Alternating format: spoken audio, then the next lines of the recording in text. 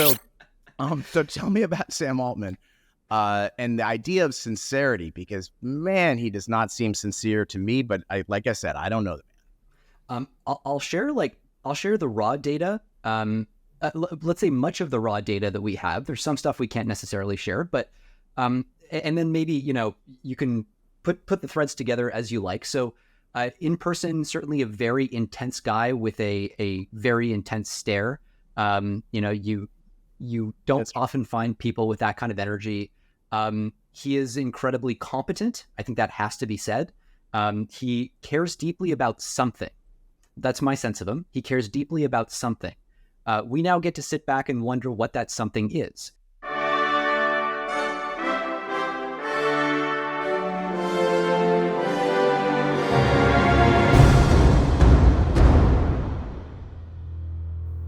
Welcome to For Humanity and AI Risk Podcast, episode number 35, the AI Risk Investigators Inside Gladstone AI, Part 1. I'm John Sherman, your host. Thank you so much for joining me. We have a very special show today. I have been working on this show for months. Today, we will talk with Jeremie and Edouard Harris, the CEO and CTO of Gladstone AI, the company working most closely with the U.S. government on AI risk. This is the AI Safety Podcast for the general public. No tech background required. This show is solely about the threat of human extinction from artificial intelligence. Please hit like right now. Also, subscribe if you haven't yet. Share these videos. It's important, and donate if you can. And feel free to email me at forhumanitypodcast@gmail.com. I love hearing whatever is on your mind. At the end of the show, I'm going to talk through a new way that you can help for humanity here. Here's a hint. I'm looking for a volunteer or volunteers to work with me. Much more on that after our interview. But first, I want to call your attention to something really cool my friend Liron Shapira has been working on. He launched a new series of videos on YouTube called Doom Debates, where he debates AI risk with various acceleration types. Here's a little bit of it. Hey, everybody. Just want to let you know I've got a new YouTube channel for a new podcast. It's called Doom Debates. It's where we mostly talk about AI doom, and I invite people to come on and try to convince me why we're actually not doomed, and I try to convince them, yes, we are. And then you get to see a bunch of different perspectives of all the different positions that you can have about the AI doom topic. Unfortunately, I think the truth is that we are doomed. So my contribution is to have one place where you can go see, aha, all these non-doomers are wrong. Got it. Okay, let's act on the assumption that we're doomed. That's my goal.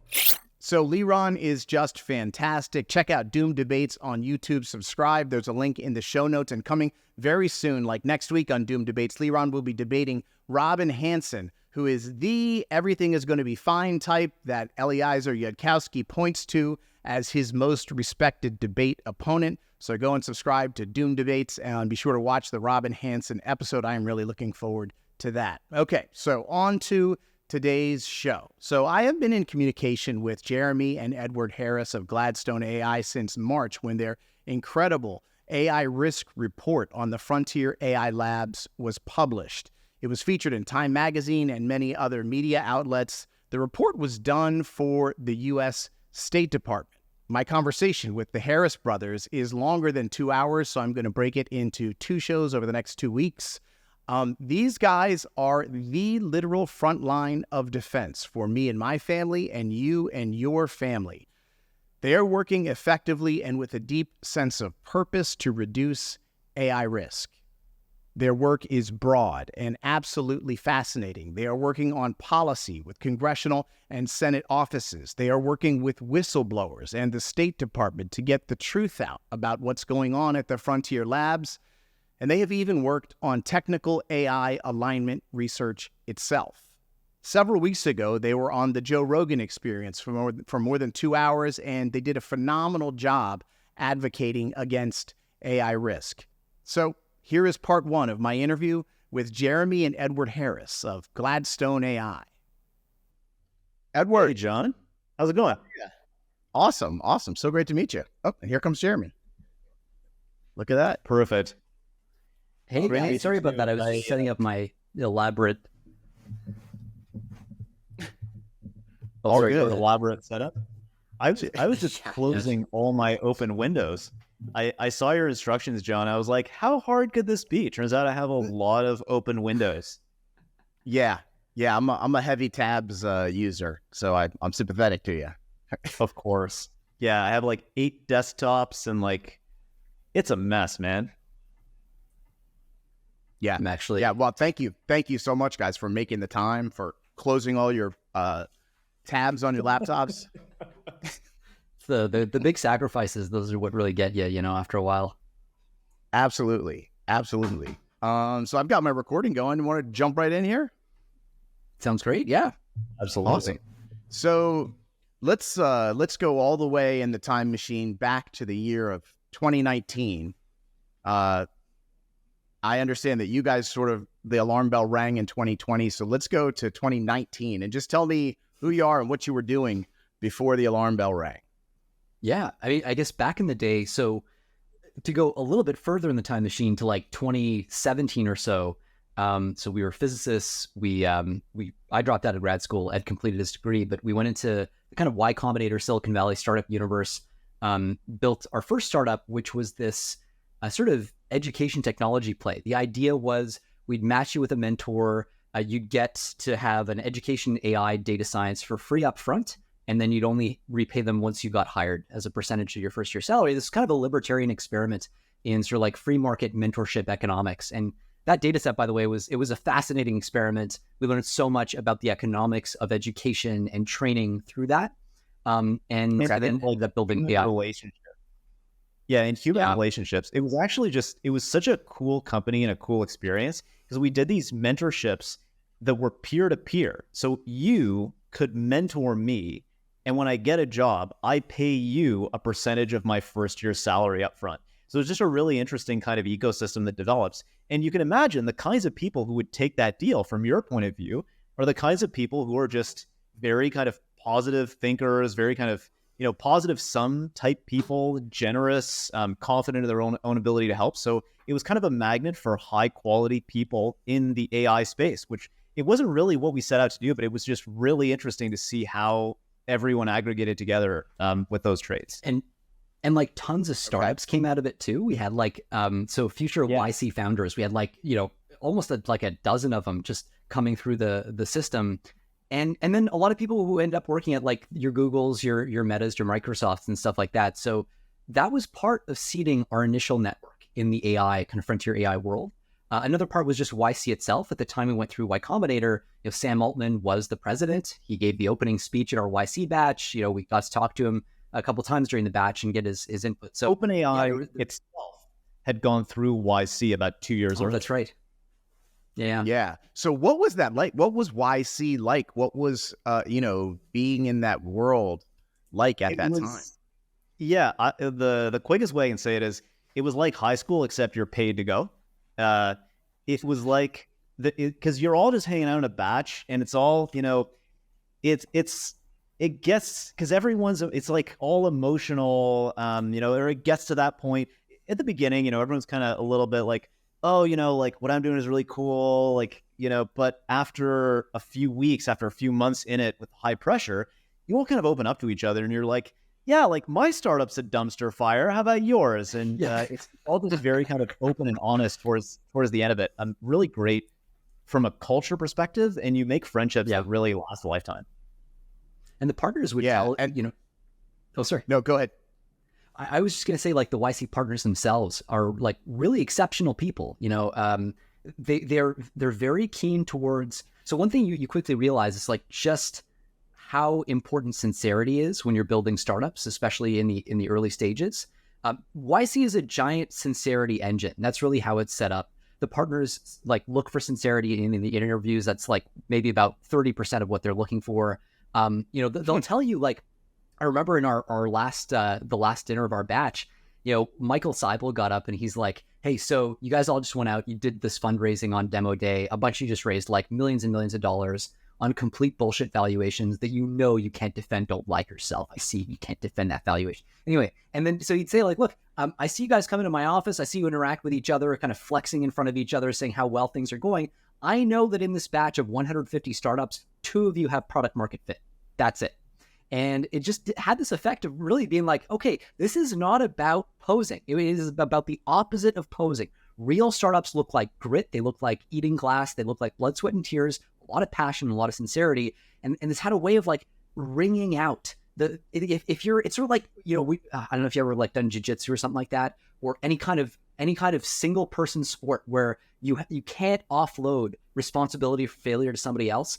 It's one of those things where it's just a massive ego compression engine, and your ego is forced to compress into this size. You can either survive it or you won't. And then on the other side, unfortunately, it can re-expand, and you kind of learn to, you got to keep squishing it. But I thought it was just a massive sort of life accelerator for so many reasons. And the partners really push. So like the affect of a YC partner is like a camp counselor.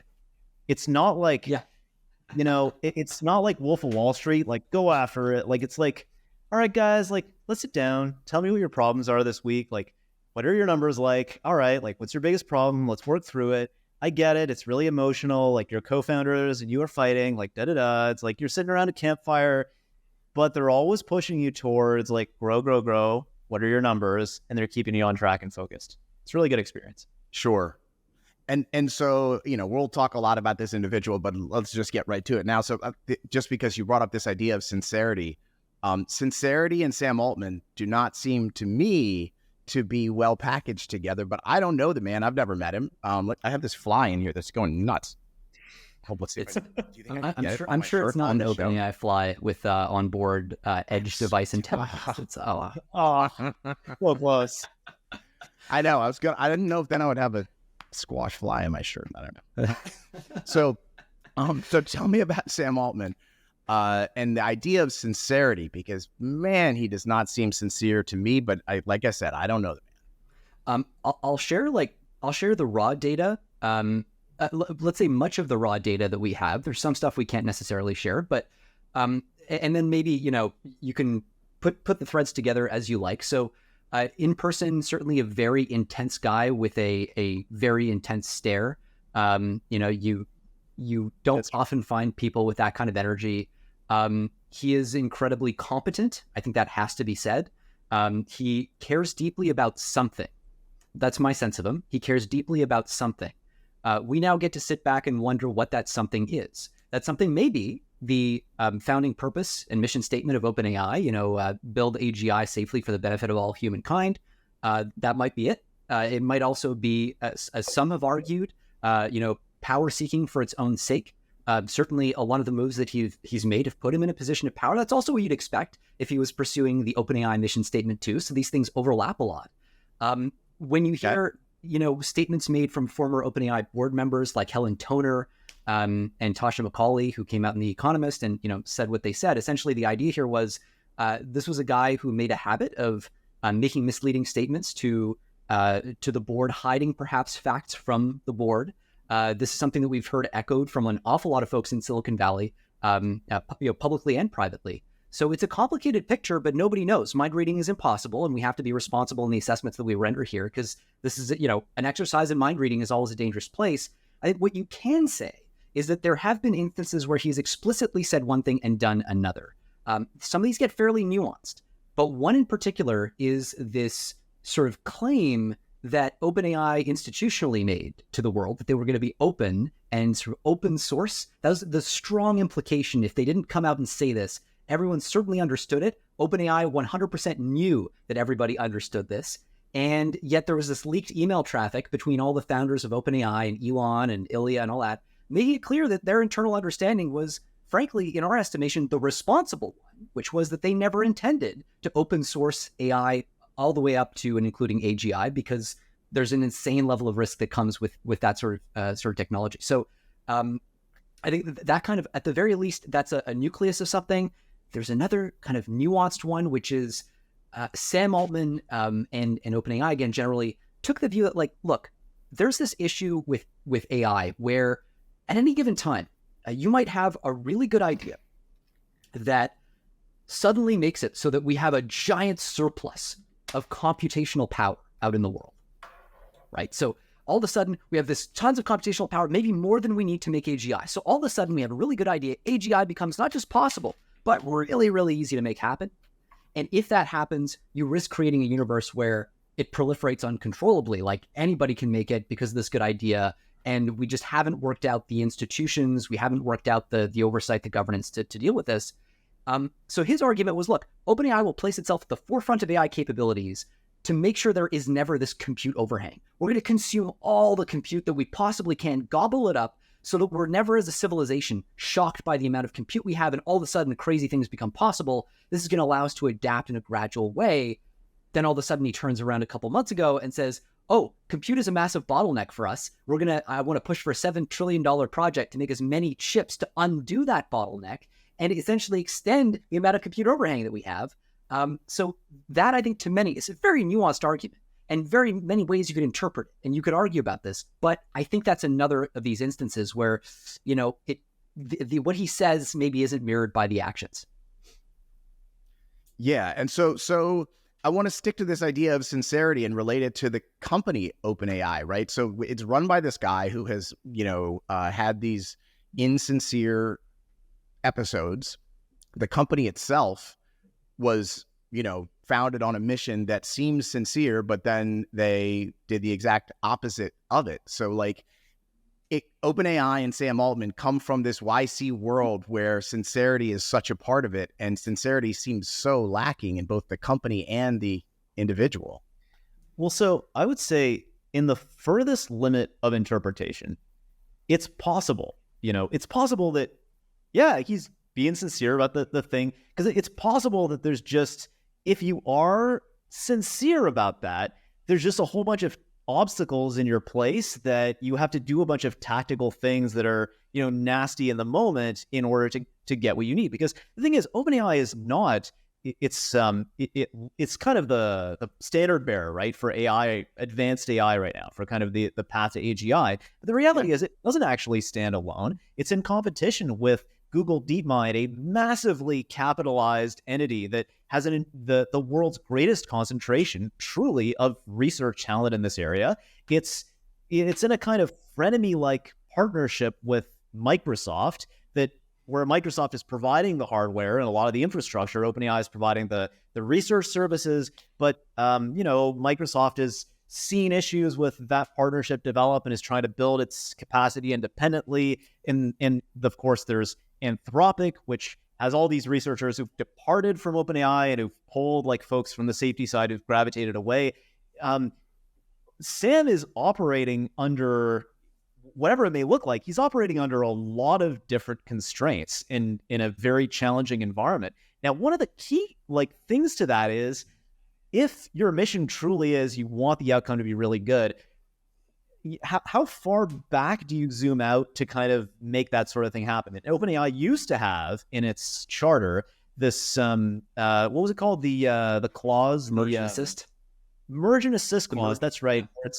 That's right. Where it's like, hey, if it looks like there's another organization that's getting close to AGI, maybe 2 years away, let's say something like that, then we will actually merge in with that organization and help them, because we think it's most important for and this is actually correct. It's most important for whatever organization is closest to have as much of an advance over others, so that it has the margin that it needs to devote to safety and alignment and all that sort of stuff.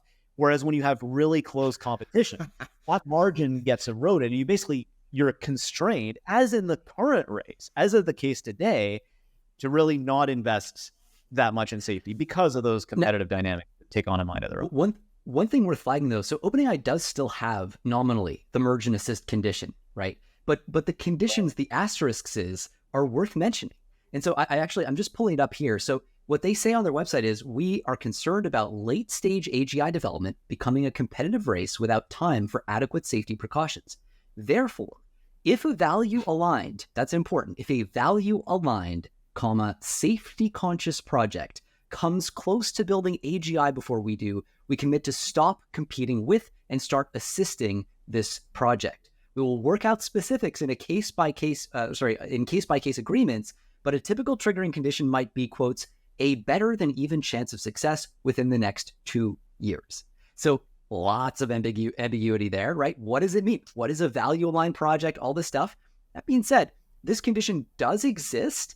The challenge is it's always in the details. It's always in the execution. And what we seem to have found is like OpenAI has this governance issue where Sam has come out and said, the board can fire me. I think that's a good thing. And then he gets fired by the board and he does everything in his power to get back on. So at a certain point, there's that meta game where it's like, well, wait a minute. If the system that I praised, that I set up myself to do this, has made a decision, maybe that implies something about what I ought to do, if only just kind of to respect my own past thinking, perhaps before my judgment was clouded by the race dynamics. Right. And like, wouldn't it be a pretty easy case to make to say that we are at that point right now where we have multiple companies that are 2 years away? It's again, 50-50, right? That's the issue. So they're flagging here like a 50-50 chance. Yeah. And we'll be debate. I think the reality. Yeah. I think until we pass some point where something just really obviously crazy happens. Not that we haven't had points like that in the past. We've just adjusted in our own minds really quickly, to be honest. But until we hit a point where it's just, super massively obvious, I think you're always going to have folks who, and sometimes like quite credibly say, well, there's some fundamental barrier to the next level and the next level so that it's not, guaranteed this line is going to keep going. And that's always going to be true. And I always hesitate to say stuff like this, but ever since 2020, we've basically just bet on that line. And we've been consistently right the entire time. So I think that it's a Moore's Law kind of thing where to some extent, there's, some amount of self-fulfilling prophecy where what the projections are, kind of what the expectations look like. You can, in fact, scale the capital base, the compute. You can devote the research or talent. There's enough kind of slack in the system that you can put folks against things like the data wall, things like whatever the next kind of fundamental barrier is. Doesn't mean those things are necessarily going to be broken. So there's tons of real uncertainty. That's always important to say. But again, so far, it's the default thesis, right? Like, yeah. Okay, so let's go to 2020 now. Let's take me to the day, the week, the month, whatever it was when I think, what do you guys called the other one and said, holy shit, this is really serious. Walk me through that whole scenario. Well, this is a phone call that I get from Ed. I'm minding my own business. I don't mind telling you, I was in my underwear, as one does in the pandemic. Hey, and so I may be in my underwear right now. I'm not. Well, let's hope everyone's wearing underwear. God's sake. Yeah, I guess we're always this is far. Yeah. Like I was saying, I'm in my underwear and I get a call and Ed's like, hey, so the story he sketches out is essentially the scaling story. He's like, look, there's a paper OpenAI published in late 2019. And what they show is that if you take the same techniques that have been working this whole time that have given us shitty text autocomplete AIs that nobody's really taking notice of, take those same systems and make them bigger. Train a bigger model, basically with more moving parts in it, a larger artificial brain, if you will. Train it with more data, more processing power, increase all three of those things at the same time, and you will get reliable increases in, I'll say, intelligence out. We can park the thought on what exactly is being measured when we say intelligence, because that is an essential kind of core piece to this whole debate, but that's what he shares with me. Then he says, look, they came out a couple weeks ago with this paper on GPT-3. Here's some of the early demos. We kind of go through them, and I'm in denial at this point. I'm like, look, I love building startups too much. This is working. We're making money. Like, let's go. And he's like, no, we can't. We can't ignore this. We can't continue to ignore this. We did it with GPT-2 when it came out before. We had a similar conversation. Ed flagged that before also. And that time I was able to argue him out of it because there was enough ambiguity. But now we had scaling curves. We had actual lines and trends that had held over 8 orders of magnitude, or by then maybe 7 orders of magnitude in data and compute, whatever the metrics were, that showed these reliable increase in capability. We have this argument for sure. And are you guys, at this point, are you still at Y Combinator, or in 2020? What are you guys doing? Running your companies? Yeah, so we left that company, which was called Sharpest Minds, in kind of end 2020, beginning of 21. We actually handed over most of our equity to our earliest employee who ran it. And and actually sold it earlier this year. So now it's been sold and it's all done. Awesome. Funny story about that, actually. The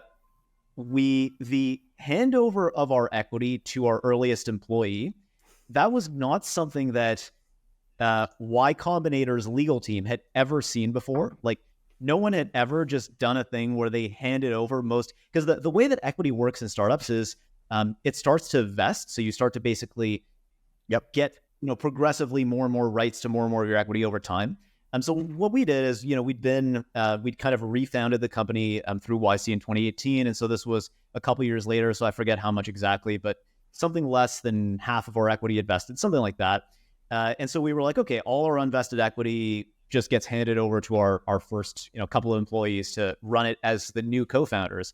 And YC Legal was like, hey, so we've never seen this before. Can you give us a few days to just draft the paperwork for this? Because it's kind of new. We were like, oh, that's interesting. Okay. So that was a good sign when your lawyers tell you that. Yeah, right. The brief of YC Legal. Never done this before. Yeah, and it's thousands of companies, right? They've seen every kind of permutation of things. Now, in fairness, it may have happened at some point before when the particular person at legal wasn't there, but it was clearly it had been a few thousand companies before, something like that. Yeah. And so when Ed calls you, Jeremy, he's not just saying this is a big deal. He's saying we need to stop what we're doing and devote our careers, lives, to drop everything, get on this train. Is that what happened? Yeah, that's right. So actually, to your point about specifically at this moment, what was the situation with the company? We were full on running our company, right? So we founded our company, went through Y Combinator, raised some funds, seed funds, and then here we were just running this company and growing it. And everything was up and to the right. Everything was going well. Then, Ed essentially makes this case. And what we decided in that moment is look, he froze on me, but his recording is probably still good, right? I'm back. Oh, Jeremy, you just froze for a second, but I think it'll be fine in the recording. No. I think it's all good. Okay. So no, but if you just for my brain, if you just give me right back 20 seconds. For sure. So what we decided in that moment is, if this scaling story is true, right? If this story that, by the way, at that time, based on our friends at OpenAI, it was really clear, OpenAI institutionally believed that scaling would get them to AGI. There might be some bells and whistles on top, but even before GPT-3, by GPT-2, there were already true believers in scaling. This is the moment that Jack Clark, who's one of the co-founders of Anthropic, often cites as his first inkling that, maybe if we just keep turning this crank. So essentially in that moment, we're look, we got a straight line. We know we have a point now with GPT-3, a point on the straight line that is damn impressive. At some point, we don't know when, could be a matter of a year, 2 years, 4 years, but the US government's going to become interested in this. The public safety of the average American, the average person on planet Earth is going to start to depend on this story. And very few other things are going to matter as much as this. And we always had the sense that first, these things could be weaponized. That's a big risk. We'd also been doing more and more research on the sort of loss of control side, which is often poorly caricatured, let's say, by both promoters and detractors of the space. There's a lot of nuance to this argument, a lot of uncertainty, but it seems very legitimate. There's a lot of very interesting data, I think is the right way to say this, that points in the direction of the default outcome of building a super intelligent system is quite plausibly loss of control over that system, especially using current techniques. OpenAI institutionally believes this. Anthropic institutionally believes this. Google, DeepMind institutionally may believe this. I'm less clear on them. They certainly have people who do. So when you look at these are the world's top 3 labs, and they're all thinking this, I think we'd be pretty foolish not to take that possibility very seriously. So that's the picture. We're that's the outcome we may be headed towards. Yeah. It's just so, as a not Silicon Valley guy, it's just so amazing to me that people could go back to work when the mission is we're building this box that could end all life on Earth. We don't know how to control it and we don't understand it. Who wants to come back tomorrow and work on it? What? It's kind of crazy. Is nobody in the building maybe we shouldn't do this? Yeah, there are people in the buildings who say that and who believe that. The other thing I'll highlight is with respect to OpenAI and Anthropic institutionally believing it, what they believe institutionally is that there is a significant chance that this is the most likely outcome. Not that if we build this will definitely happen. It's like, no, we're literally driving right for a brick wall. That's not exactly correction, the case. Yeah, but still, I mean, you think about it. Anthropic, I think the Dario, the founder of Anthropic, the co-founder of Anthropic, says, I think there might be a 25% chance that it wipes out everything. It's like, well, yeah, it's a very high chance that it wipes out everything. That's, we talk about stuff like this in the context of, thermonuclear war, like that kind of thing. And that's an activity that, of course, we've never undertaken because of the consequences, but it's an activity that's under the complete control of nation states, and under, just an enormous number of lines and layers of controls. And so what we saw at that time was like, look, you project out this trend far enough, if you're just naive about it, it takes you to that point where you just have more and more and more capabilities. There's no particular reason to think it stops at human. That's kind of just hubris to think that, like, oh, we're special or magical. Like, yeah, no particular reason. So do you eventually get to levels that necessitate government intervention? Yeah. Yeah. Yeah.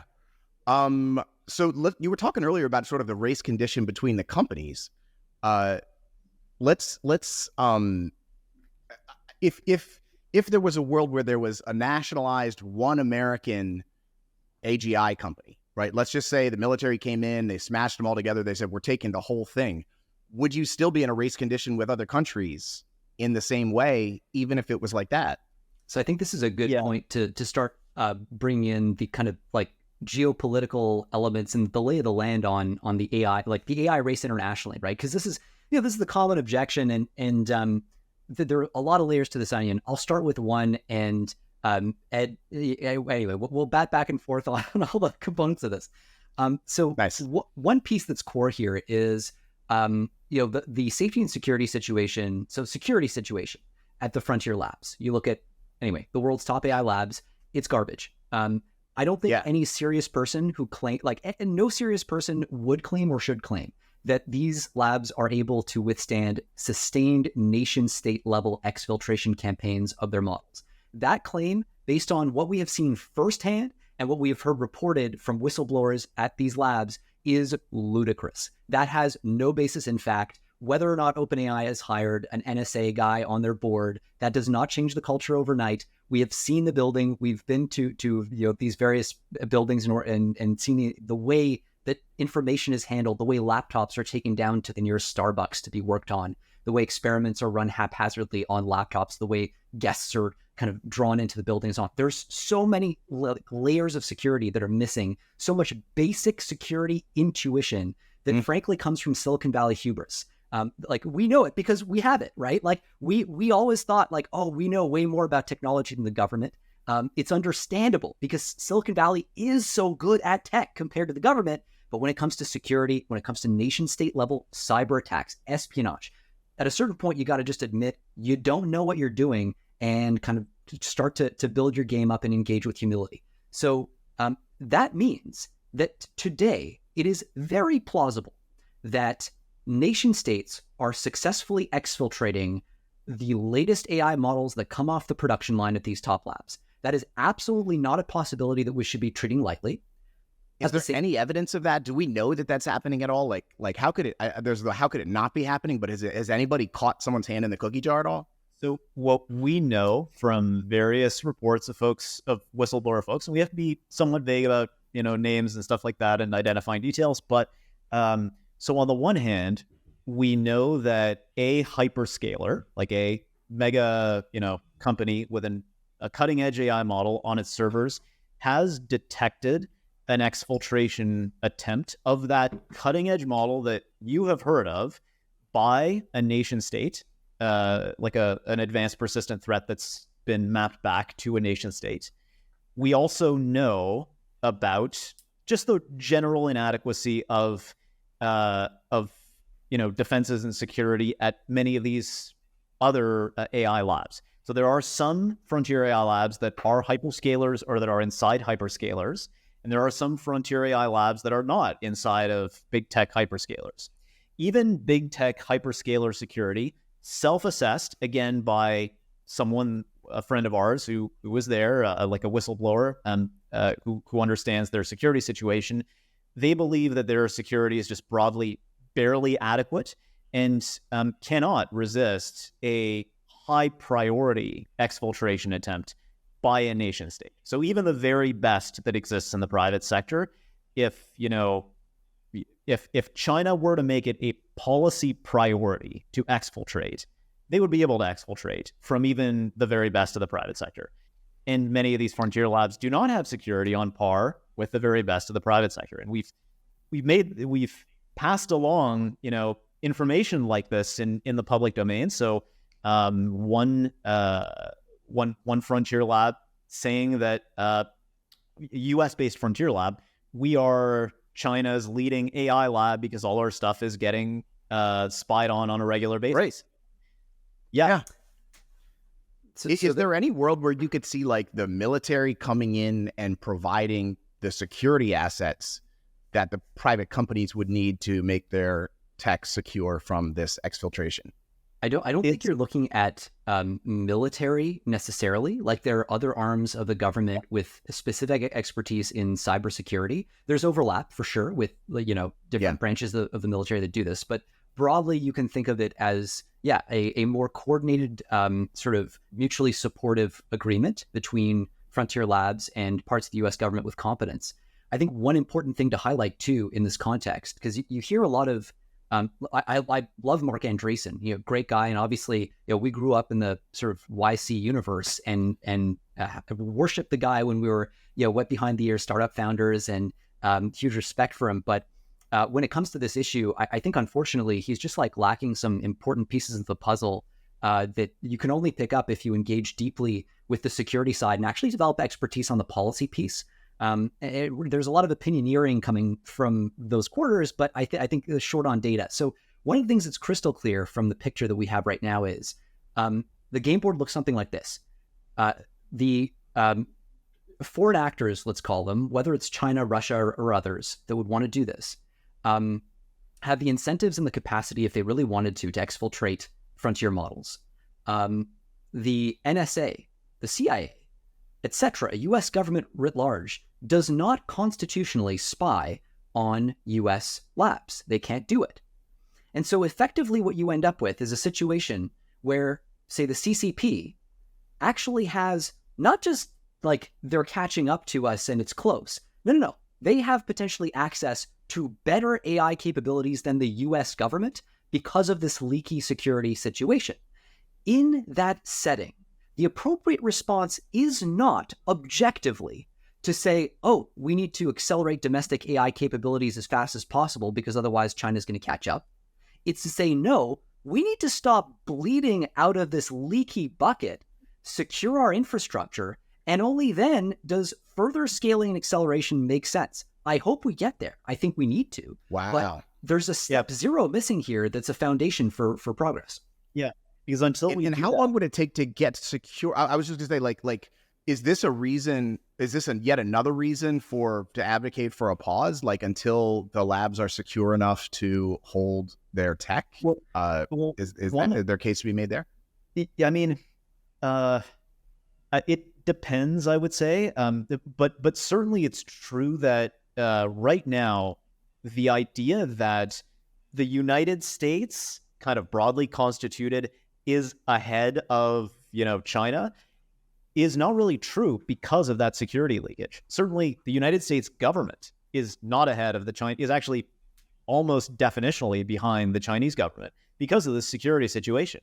And so the idea, certainly the argument that says we can't slow down because that would allow China to catch up is just, is flatly not true. It's basically, it's a fantasy as long as this security deficiency remains. And in fact, I think, That's what I was going to say, which is distinct from saying we need to pause. And that's not something that we've actually called for ourselves. Like a pause, unfortunately, is not realistic. And, you could say unfortunately or fortunately, depending on how you come down on this, because there are very impressive and valuable use cases for this technology. And it's really important that we capture the value, capture the benefit that this stuff can deliver. We want the US at the head of this. We want the American people to benefit from this technology. We can't be blind to the value, the incredible value that's going to come from this. We've seen breakthroughs in cancer treatment, breakthroughs in medical diagnostics writ large, material science galore. It's stuff that would have been the stuff of science fiction, right?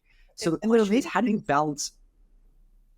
No, I was just going to say, there may also be things, you can do in terms of reallocation of resources, because just pushing scaling and accelerating that without putting the same or proportionate investment into safety, security, and alignment technology, that's potentially a risk. And eventually the lack of safety, security, and alignment becomes the thing that limits your ability to actually get value from the technology. So certainly, maybe there's a case for not pausing all development, but reallocating a lot of resources into that kind of research and work, which increases everyone's margin and security. And I think where we're at right now really, very much is that universe where we are absurdly under investing in the security, certainly, and the control and safety of these systems. Again, this is just like paraphrasing dozens of these whistleblowers that we've been speaking to. I mean, it is obvious. Anybody who actually works on the safety side, security side, this is not the universe we're in is not one where your marginal dollar is optimally invested in further scaling. That's happening right now because of the racing dynamics, because of the competition. But no one actually thinks that the best way to do this would be to just throw all the money, as, for example, companies like the Frontier Labs have often been forced to do. So right now, if you look at the complaint about Sam Altman and OpenAI that Jan Leica levied when he left the lab was look, you guys made a big hubbub about how you're going to invest 20% of your computational resources right behind our super alignment effort, our safety effort to deal with super intelligent systems. Didn't happen by no measure. And there's some, again, ambiguity, because that unfortunately seems to be OpenAI's watchword these days. There is ambiguity about, is it 20% per year? Is it 20%? At what time is it allocated? And to whom? And what's the blah, blah, blah? By no measure that was at least satisfactory to Jan Leica was that even close to reached. And that led him to leave the lab. That's a radical move.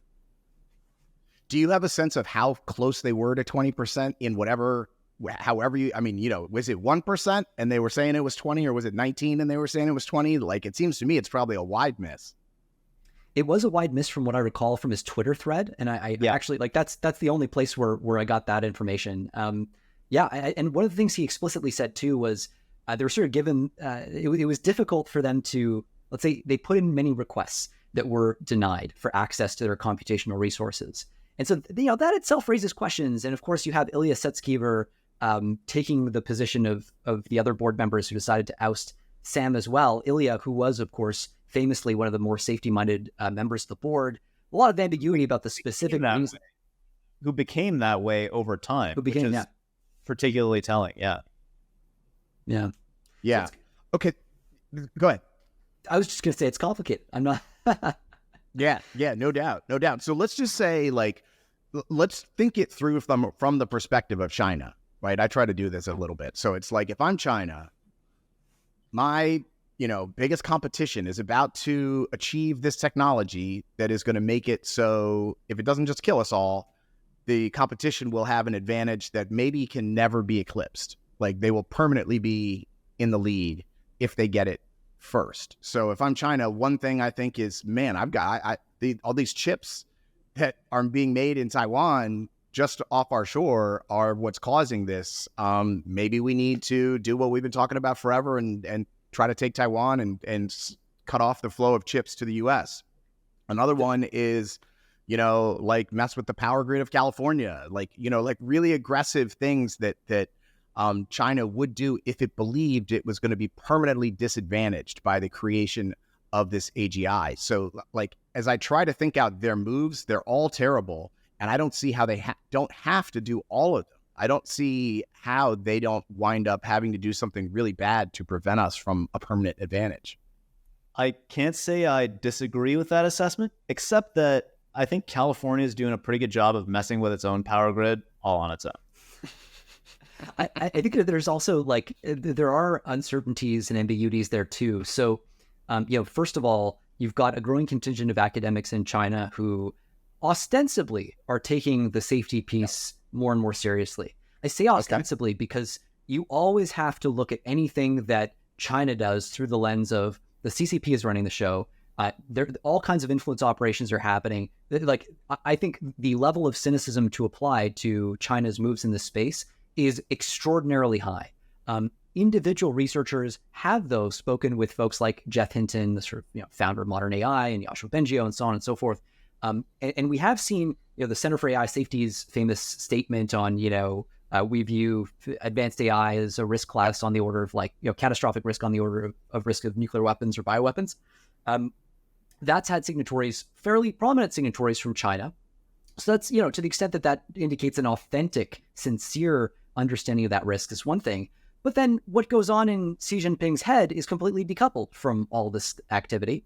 And, it's very unclear where institutionally China falls, because anytime you see them come out and sign a statement that says, hey, everything's, we agree with the safety concerns and all that, as they did with the Bletchley agreement, you got to ask yourself, are they just saying this because that's exactly what's to their advantage? Like, slow down AI progress around the world and they get to benefit. And look, from the perspective of what you said, John, the risks that you surfaced around Taiwan messing with the grid, maybe it doesn't make even a huge amount of difference which way they fall, even if their concern is genuine and they see American companies kind of rushing forward. If you're looking at that, even if you genuinely think that, look, we don't have the technology to control this stuff and the Americans don't have the technology to control this stuff, maybe your risk assessment is pretty similar one way or the other. Now, which way you fall does affect other things that you may do, like trying to exfiltrate models, trying to run them yourself, trying to scale them yourself, and so forth. And that's a significant risk from our point of view. But when it comes to just kind of fucking with America, like, it's kind of, it's one or the other. It's all the same. Yeah. Potentially. But the frontier lab hardening story too is so that sort of need for security, right, which plays into the scenario. That's one component of the story that happens at the very tail end of the AI supply chain, right? This is what happens when you're looking at the actual labs that build the models themselves. But the supply chain for AI, as you mentioned, John, I mean, it's quite long, and it involves Taiwan, it involves the Netherlands, it involves a lot of players internationally. So one of the key things is also you want to choke off China's access to advanced semiconductors just to slow them down. Right now, to get just a little bit in the weeds, because it actually, I think this repays a little bit of deeper attention, because then the picture becomes a bit clearer where we are, especially when we talk about this race with China. Like, where are we in this race? So there's the chip side, there's the energy side. So I'll focus on the chip side, and Ed can speak to the energy side maybe. But so the chip story. Today, Taiwan is home to the Taiwan Semiconductor Manufacturing Company, TSMC.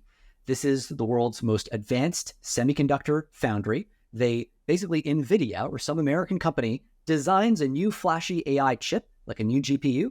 They ship that design over to TSMC. TSMC actually fabricates that chip. Super, super hard process, maybe the single most advanced piece of engineering that primates on planet Earth have ever achieved. This is like developing machinery down to the level of resolution. We're talking like 10-ish nanometers of resolution. They have a process, their leading process is called their 3 nanometer process. Their next leading process is called the 5 nanometer, and above that, the 7 nanometer. And roughly speaking, these tell you something about the amount of resolution that they can get out of their builds. The 3 nanometer process is designed to make really, really, really tiny features that allow you to make really powerful hardware. That all, though, gets used by the iPhone. And the reason is you want to be able to package these things into really small, a lot of compute on a tiny device, so you got to use that leading node. So Apple basically subsidizes that leading node. Okay. The next node up is the one that's free for AI hardware. So right now, that's the 5 nanometer node. That's what NVIDIA uses for the NVIDIA H100 chip, the Hopper 100 and the H200, and kind of sort of the B100, etc. But anyway, the leading kind of GPUs that are being pumped out right now are coming off that 5 nanometer node. The one above is the A100 node. Okay, why is Jeremy saying all this stuff? So the top one, 7 nanometers, this is the old-timey node, and this is the one that was exciting back in 2020 because you could use it to make the A100 GPU, which was used to train GPT-4. So 7 nanometers gets you A100, gets you GPT-4. Now we go down to 5 nanometers. 5 nanometers gives you H100, gives you GPT-5, right? 3 nanometers, next generation. That's how this, roughly speaking, that's how the scale works, right? There's some nuance, but that's roughly how it works. So now you look at what can China do? What can China onshore? They have their own equivalent of TSMC. It's called SMIC. Similar name for similar work. They are a fab. They make, again, so in that case, Huawei designs a new GPU. They send it to SMIC that actually fabricates it. SMIC has achieved recently a breakthrough at 7 nanometers. So they can now pump out, it seems, at decent yields, which is a really, really important question. Like, sure, you can make that node, but what's your yield? Like, what fraction of the chips that you make are actually useful? So they can do it, it seems decentish yield, 7 nanometers. Again, that's the A100. Again, that's GPT-4. Fully domesticated supply chain, right? That gets you all the way to GPT-4 level capabilities. Right? And then what could happen as well if China pools their compute, because they're a centrally planned economy, they have the ability to bring together, a large amount of, so you can rope up a whole bunch of crappy processors and get a lot of computing power, right? So we should expect the upper bound on what they can do with that to be higher than perhaps structurally the upper bound on what we can do domestically. They're working on that 5 nanometer node now. There's a whole bunch of progress being made there, and that's a really important one to watch. If they crack that, China hits the H100 threshold, GPT-5 level-ish systems. That's kind of what you start to look out for in that case. But that's the chips, and anyway, there's the energy side too. Ed, you want to talk about the energy, and then I got a question. Yeah, definitely. So the energy side is kind of the other side of the coin in terms of the constraints that the United States and China face respectively. China is not allowed, as you alluded to, John, to access the most advanced chips. So they're not allowed to purchase or import by the United States. They're not allowed to purchase the 5 nanometer, right, the 3 nanometer, or the 7 nanometer stuff. That are being made right off their shore. Like, it's got to be incredibly frustrating to them to like look out the window, see the thing they can't get going to us. And even worse than that, right? Because they institutionally, their institutional position is that they control Taiwan. Like, they are the rightful government of Taiwan. And yet, this, so, you can understand it being a little bit of a pain in the word. Yeah, that's right. So there's that component, which is, it's absolutely just a wild contingency that industry ended up being concentrated on, like, the world's most incredibly white-hot geopolitical hotspot, potentially. Anyway, China is constrained by chips. The United States is constrained by the availability of grid power. So we have ample chips, right? Taiwan is our ally. NVIDIA is an American company. All of this, we have all of the allies are kind of in the supply chain. Great. The problem is the United States is actually being bottlenecked right now on just available baseload power on the grid. So you have a region like Virginia, which is one of the biggest concentrations of data centers in the world, traditional data centers, but also, AI data centers. And Virginia has a moratorium now on construction of new data centers because the power grid in Virginia literally cannot support any more data centers. And one of the challenges that we've seen in the last few years as renewables start to come online, which is otherwise great, right? Solar and wind and stuff, fantastic that we're bringing more renewables online. But one of the challenges with those kinds of traditional renewables from the data center, from the AI training perspective, is intermittency. So the sun doesn't always shine, the wind doesn't always blow, and yet your data center, your AI data center, if it's going to do a gigantic training run, it's like those GPUs are going burr like day and night, weekend and weekday, all the time. And so the challenge with the headline, however many megawatts of installed wind power, solar we have, is that they're just not always, actually powering up the system or delivering power. And so there's a larger and larger amount of load balancing that needs to happen on the US grid. And that combined with the data center builds is extremely challenging. Now, the Chinese, on the other hand, are engaged currently in the largest build out of nuclear reactors in human history. They've added, I forget exactly what the stat is, but I'm going to try to remember, They've added, I think in the last decade, the same amount of baseload power capacity as the entire United States grid, like just an absolutely insane amount. And much of that is nuclear, and an increasing fraction is nuclear in the future. And the thing about nuclear is that it has a really high capacity factor, meaning that, you have the headline, this is a plant that's 500 megawatts or whatever. Well, it's actually 500 megawatts day, night, weekdays and weekends, 24/7, 365. And that's exactly what you need to power data centers. So you see, China has abundant power, but is limited on chips. America has abundant chips, but is limited on power. China's trying to get chips because they kind of recognize that's the bottleneck. The funny thing is for us, our power constraints are really very self-inflicted. And we have a lot of really well-intentioned environmental regulations about, carbon, natural gas, and things like that are pushing us into these intermittent power sources. But that's increasingly challenging from the perspective of building these big data centers. And so you see, thoughts being floated around about, let's build the next kind of big AI training center in the United Arab Emirates, because that sounds like a good idea. They're offering, plenty of abundant power. What could go wrong, right? When you localize potentially a major strategic resource in a state like that. That's, how that constraint's being solved by us right now. And just given the fact that this is so self-inflicted, we can just choose not to do this and break that constraint if we want to. So let's go to a crazy world. It's a year from now. China has overtaken us because they have somehow, busted through their bottlenecks in some way. What would the world look like if the U.S. was in the position China is in right now and China was in the position the U.S. is in?